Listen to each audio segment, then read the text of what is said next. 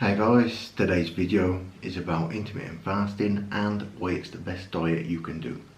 Now, if you don't know what intermittent fasting is, it's a sort of, it's about changing your pattern of eating more than an actual diet.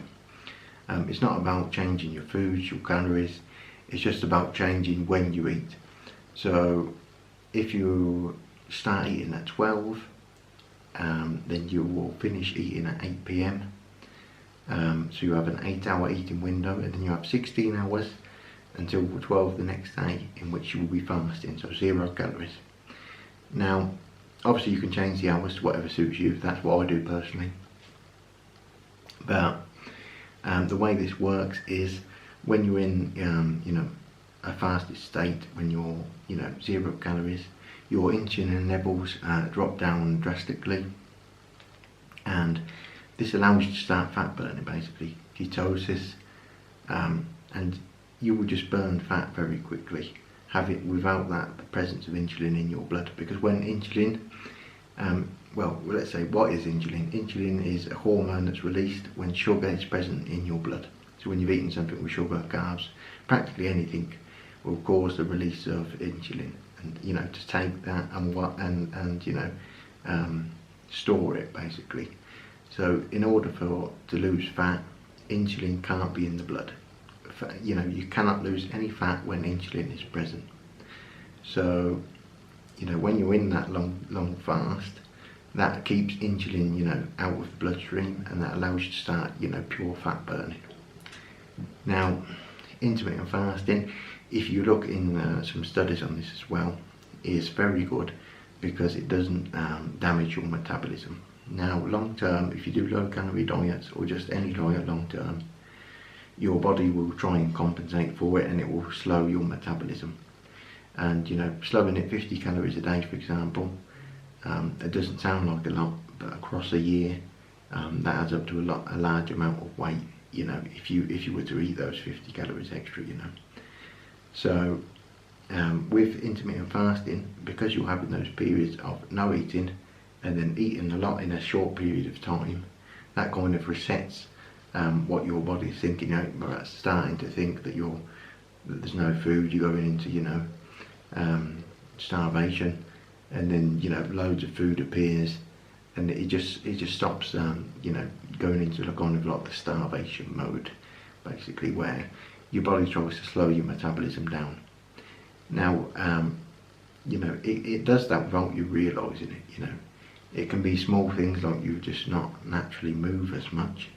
Perhaps normally you're always moving your hands around, you're always moving your feet and things. And then once you start to, after you've done a lot of dieting, that may stop, and that's just your body's way of saving energy. You might not even be aware of that. So, intermittent fasting is probably, I believe it's the only diet that doesn't waste, that doesn't cause any sort of metabolic damage long term. You can recover from, a damaged metabolism. It's not the end of the world, but it's best to avoid it if possible. Now, intermittent fasting as well is a very easy diet or eating plan, what's the correct word to say for this? Pattern of eating, because it's not about changing the food you're eating things. It's just about the times that you are eating. It's about changing that. So it's easy, to be honest, because you're not changing any foods. Go and follow that standard diet. Every food you like is out of the window. You're not allowed anything. It's all low carb, low fat, high protein. What does that mean? It means you eat a massive plate of vegetables with some steamed fish or something, and that'll be it.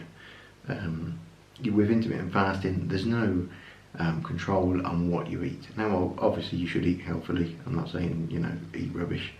It's an excuse to eat rubbish or anything like that, but intermittent fasting just gives you a bit of flexibility. So if you want to eat chocolate, ice cream, you can, because you're not breaking the diet. It's not against the rules. It's just you can eat whatever you want, within your eating window. Now, what you will find, even if you're someone that likes to eat a lot, once you start eating, say for example at 12, if you eat a lot of food, let's say 1,000 calories, you will just feel, you know, extremely full, and you won't be able to eat until, you know, until a lot later in the day, and then the eating window will, you know, almost be over. So it restricts your food just because there's not that much time to eat it.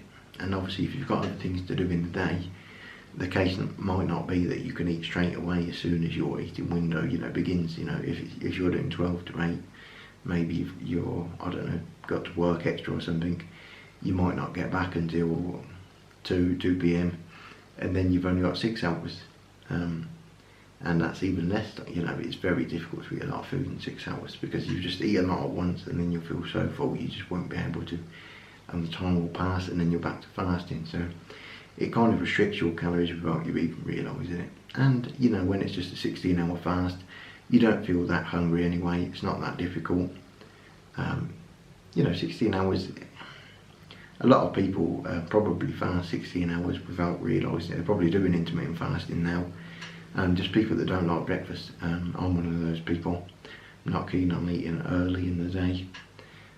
You know, if you think about it, if you stop eating around 8 in the evening, well, most people probably stop around 8 anyway, and then, you know, you go to sleep at 10 or whatever, you wake up about 8 or 9, and then, you know, it's only 3 hours until it's 12, and then, you know, then it's lunchtime. So you're fasting anyway. You know, if you just skip breakfast, it's not like you know, you're missing out on a huge amount, but it's not that difficult, you know, to wait until 12. There will be days where it's more difficult than, you know, than other days, but it's not that hard. So, you know, it just sort of makes calorie counting easy, basically. You're calorie counting without realising it, you know, just because you can't get that amount of food. You can't eat that amount of food. For some people that, you know, mentally sort of struggle with, you know, they have eating disorders, that kind of issues, then it will be more difficult.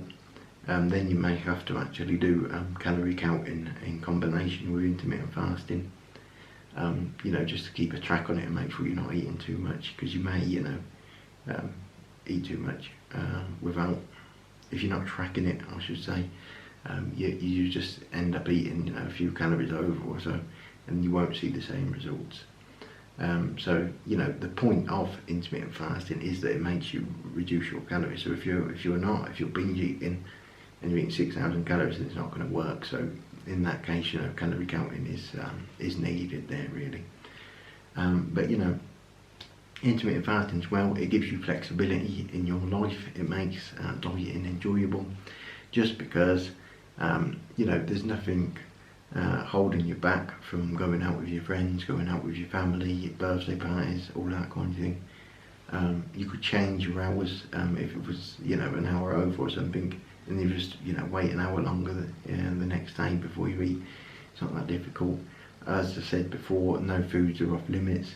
So, you know, if you've been fasting all day and then someone says let's go out for lunch, then you can eat whatever you want at lunch. You know, you can eat 1,200 calories and you'll still have some left for later. So, you know, it just it makes life easy, basically. That's why I'm such a big fan of intermittent fasting. That's why it was successful for me, really. It's helped me lose a lot of weight over the years. When other diets, I've lost weight but then I put it back on. So intermittent fasting is the easiest to maintain. So that's just my view. I hope it can help. Give the video a like, guys. I'll see you in the next video, and thanks for watching.